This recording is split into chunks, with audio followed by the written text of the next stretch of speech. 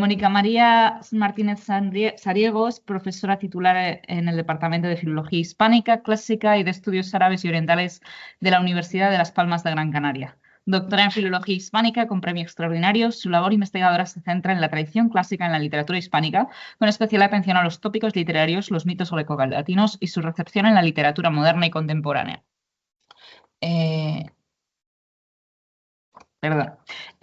Sus líneas de trabajo ha publicado numerosos estudios sobre la pervivencia del legado grecolatino en géneros diversos. Sus líneas de trabajo incluyen también la literatura hispánica, la literatura comparada y las relaciones interartísticas. Ha realizado estancias de investigación en Francia, Alemania, Estados Unidos, Suiza e Italia. Cuenta con numerosas publicaciones indexadas. Y hoy nos ha venido a presentar Más allá de los sueños como relectura fílmica del mito de Orfeo, continuidad mítica y reconfiguración cinematográfica. Cuando quieras, Mónica. Bueno, pues muchas gracias, buenos días. En primer lugar, disculpas por todo este lío. Yo ya imaginaba que algo así podía ocurrir porque llevo ya un tiempo teniendo problemas con la configuración de audio y de vídeo del ordenador. No sé exactamente qué pasa. Bueno, pues muchas gracias por la presentación, muchas gracias a la organización del Congreso por permitir mi participación y a todos ustedes por su presencia. El objetivo de mi trabajo será examinar cómo una película contemporánea, Más allá de los sueños, reescribe el mito clásico de Orfeo y Eurídice para reflexionar sobre la experiencia afectiva y los imaginarios del más allá en clave moderna. Pasamos. Empezamos postulando nuestra hipótesis. What Dreams May Come, de Vincent Ward, de 1998, constituye una reelaboración del mito de Orfeo y Eurídice en el cine de finales del siglo XX. Pasamos. La película toma como referencia la estructura mítica fundamental: pérdida, descenso a los infiernos, búsqueda del ser amado y tentativa de retorno, y la traduce a un contexto cultural que valora la reparación emocional y la persistencia del vínculo amoroso tras la muerte. Ward conserva el armazón órfico, pero desplaza su teleología. En lugar de culminar en la imposibilidad trágica, propia del mito en Virgilio y en Ovidio, la película propone un desenlace redentor basado en la fidelidad elegida, conscientemente elegida, y la presencia incondicional del amante. La mirada prohibida, que era el eje ético y dramático en el mito clásico, se ve aquí ante otro tipo de prueba: la decisión de permanecer con la amada incluso en el infierno, como forma suprema de amor y forma suprema de reconocimiento. Este gesto sitúa What Dreams May Come en un linaje de reescrituras que incluyen de manera destacada Orfeo y Eurídice de Gluck. Sin embargo, donde esta ópera recurre a la intervención divina para restaurar la unión, Ward seculariza el prodigio. No hay deus ex machina aquí, sino que la salvación se activa a través de la constancia efectiva y la elección consciente. La película plantea así una ética del acompañamiento que sustituye la obediencia al mandato por la lealtad al vínculo. Continuamos. El propósito de esta comunicación es mostrar cómo esa inversión del desenlace no rompe la estructura mítica, sino que la reorienta hacia una sensibilidad contemporánea que concede privilegio a la reparación emocional frente a la ejemplaridad trágica. El análisis va a poner atención a dos vectores, ante todo. Por un lado, la continuidad formal del motivo de la catábasis como núcleo narrativo, y por otro, la relevancia que adquiere la dimensión visual, el cielo pictórico, el infierno como espacio mental, como soporte simbólico de esta relectura. En definitiva, partiré de la matriz clásica para trazar el modo en que What Dreams May Come reformula el mito y concretamente el modo en que lo reactiva en este registro donde amor, duelo y persistencia encuentran un cauce expresivo a través del lenguaje cinematográfico. Continuamos. Para comprender la singularidad del abordaje del mito en la película, conviene fijar el núcleo del relato órfico en la tradición grecolatina.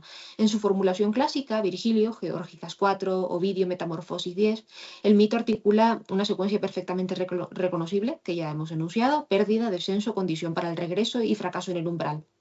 La prueba consiste en no mirar atrás. El mínimo gesto de mirar es el que desencadena la pérdida definitiva. La tragedia nace así de una disciplina afectiva quebrada. No hay una epopeya bélica, como en otros mitos, sino la imposibilidad de sostener la confianza hasta el final. La mirada vinculada a la idea de umbral funciona como un dispositivo ético y dramático. Esto en el mito clásico, pero en la tradición ya hemos dicho que conoció modulaciones. Monteverdi ofrece en su ópera un consuelo apolíneo y Gluck introduce un lieto fine en el que la intervención de amores suspende el rigor trágico sin abolir la prueba.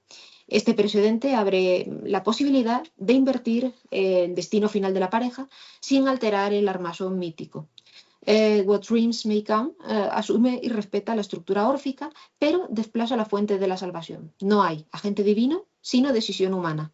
Allí donde Gluck recurre a amor, amore, Ward confía en la constancia efectiva. El amor no se mide por la obediencia a un mandato, sino por la capacidad de permanecer incluso en la desesperación ajena y propia. El mito clásico formula la prueba como abstención, no mirar. La película la redefine como entrega, quedarse.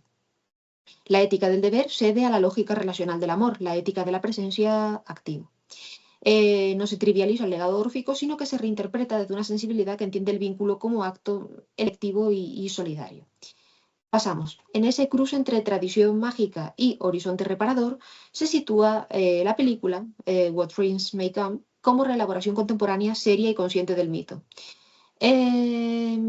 Vamos a abordar algunos aspectos clave de esta película. What Dreams May Come conserva el itinerario órfico fundamental y lo despliega en un marco familiar moderno. Pasamos.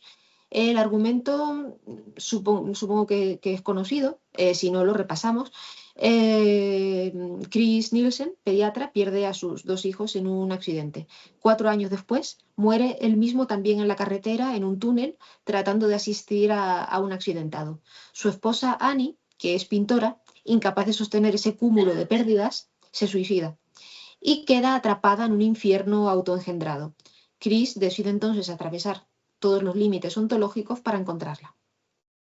El título, What Dreams May Come, que se ha traducido al español desafortunadamente como Más allá de los sueños, es significativo. Procede del soliloquio de Hamlet en Shakespeare. For in that sleep of death what dreams may come, when we have shuffled off this mortal coil. En Shakespeare, este fragmento alude al temor metafísico, a lo que aguarda más allá de la muerte, temor que de hecho contiene al suicida, impide que cometa el acto de suicidio, el temor de lo que aguarda en el más allá. En la película la fórmula se invierte. Lo desconocido, terrible para quien se quita la vida, como demuestra el destino de Annie en la película, no paraliza al héroe, sino que se convierte en el territorio donde el amor persiste y el vínculo trasciende. Y la continuidad afectiva, en fin, se afirma. La referencia entonces a esta cita de Shakespeare no es ornamental, ratifica la intuición trágica de Hamlet sobre el horror post-mortem y al mismo tiempo muestra a un Orfeo contemporáneo que elige entrar en ese terror sabiendo lo que hay, sustituyendo el miedo existencial por la decisión de amar incluso en el abismo.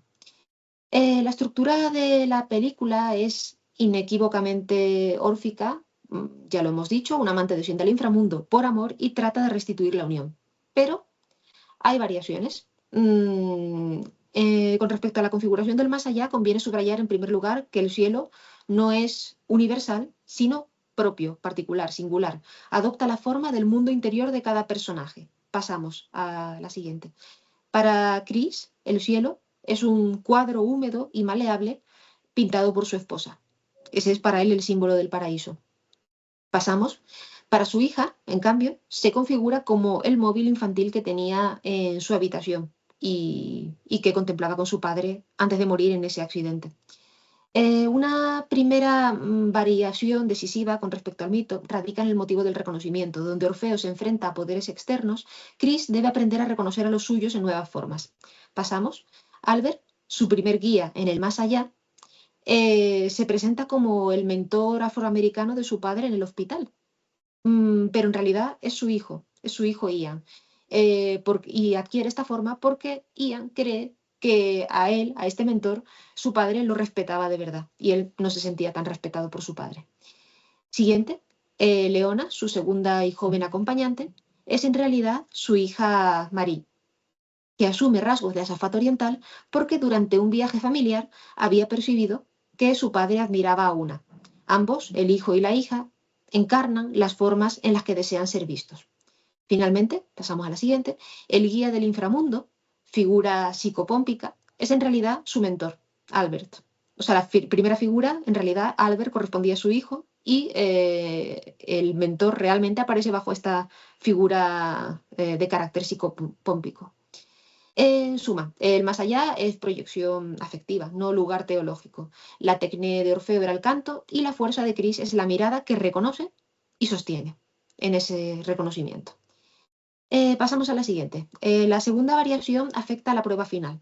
Mientras que el mito clásico se articula en torno a una prohibición, no volver la vista atrás, la película desplaza el eje hacia una decisión positiva. En el momento en que Cris encuentra a Annie en el inframundo, una versión oscura de su propio hogar, pero sucio, desangelado, oscuro, esta se encuentra enclaustrada en un infierno de incomunicación. No recuerda nada, ni reconoce a su marido, a quien tanto quiso, porque se presenta como una relación de almas gemelas, la unión de estos dos personajes. Aquí no hay norma externa ni divinidad mediadora. El problema no es obedecer, sino acompañar incluso ante esa falta del reconocimiento por parte del ser amado. Cris declara su voluntad de permanecer con ella en ese infierno y renunciar a su propio cielo. No le importa quedar atrapado en ese mismo vacío si puede con ello acompañar a Annie. Este acto de presencia absoluta, que no es un gesto de supervisión, sino de simetría, rompe el cerco. La redención para la pareja protagonista brota no de la contención, como en el mito, sino de esa lealtad, esa forma de lealtad suprema que supone renunciar al cielo y permanecer en el infierno junto al ser amado. La estética de la película refuerza este desplazamiento. Pasamos.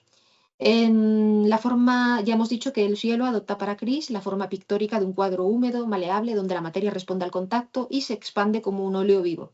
Esta elección visual no es meramente decorativa, sino que expresa que el más allá surge de la memoria y del afecto, y que amar consiste en habitar el mundo del otro. El cielo de Cris es, de hecho, como antes hemos apuntado, el cuadro que pintaba Annie. La vida después de la muerte no tiene geografía, geometría, metafísica, sino textura emocional. Pasamos. El infierno, por contraste, tal y como se encarna en la... Bueno, aquí se ve la pintura, aquí se ve ese correlato entre la pintura de Annie y el cielo de Cris, que se va actualizando conforme ella efectúa cambios en el cuadro en la vida real. El siguiente, el infierno, por contraste, tal y como se encarna en la experiencia de Annie, representa el bloqueo perceptivo, la autoexclusión y la ausencia, bueno, la clausura también del dolor incluso. No hay tanto tormentos externos, sino una imposibilidad de comunicación y de relación. El descenso no se dramatiza violentamente, sino como un estado de proximidad a la soledad extrema. De nuevo, la forma visual articula el argumento. El infierno no castiga, sino que aísla. En ambos espacios, el lenguaje audiovisual sustituye a la retórica moral. No hay tribunal, no hay juicio de dioses infernales, sino mundos modelados según la calidad del vínculo. La película sugiere que la realidad postrera se compone de afectos y recuerdos. El territorio de lo eterno no es jurídico ni teológico, sino basado en las relaciones humanas. Así, la imaginería plástica sostiene la dimensión mitológica. El héroe ya no persuade a divinidades mediante su arte, mediante su canto, su poesía, sino que reinventa la materia misma del cosmos mediante su fidelidad. En resumen, What Dreams May Come no elimina la prueba órfica, pero sí que la desplaza desde el ámbito de la obediencia hacia la esfera de la presencia. El umbral no requiere evitar la mirada, sino sostenerla.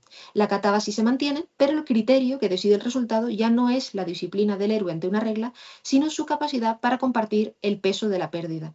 Este giro constituye la aportación central de la película al mito. Reimagina la salvación como cohabitación de ambos en el dolor, y no como un triunfo individual, como en el caso de Orfeo, del mito tradicional. Pasamos a la siguiente.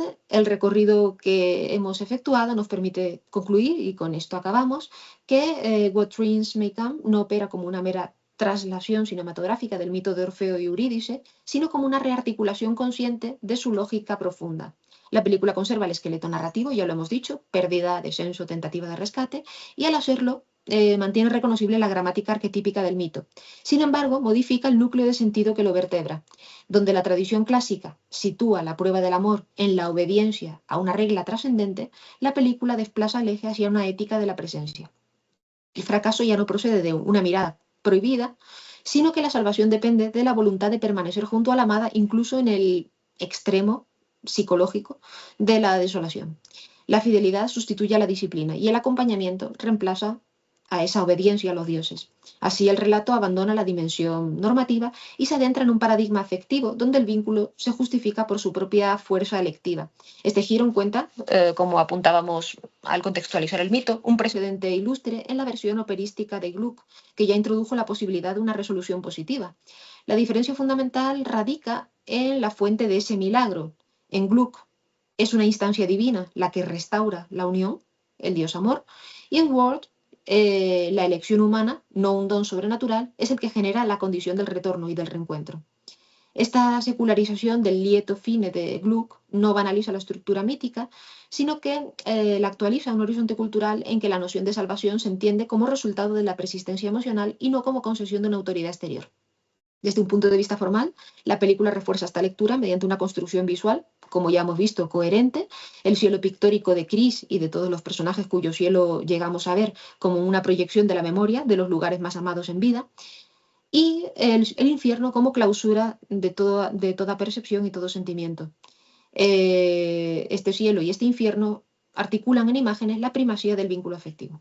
La materia del más allá no deriva de un orden moral preexistente, sino que emerge de la intensidad del lazo entre los protagonistas. El lenguaje cinematográfico funciona, por tanto, como mediación hermenéutica del mito. Pasamos a la última. En síntesis, What Dreams May Come demuestra que la pervivencia de los mitos no depende de su reproducción literal y automática, sino de su capacidad para dialogar con los marcos sensibles de cada época.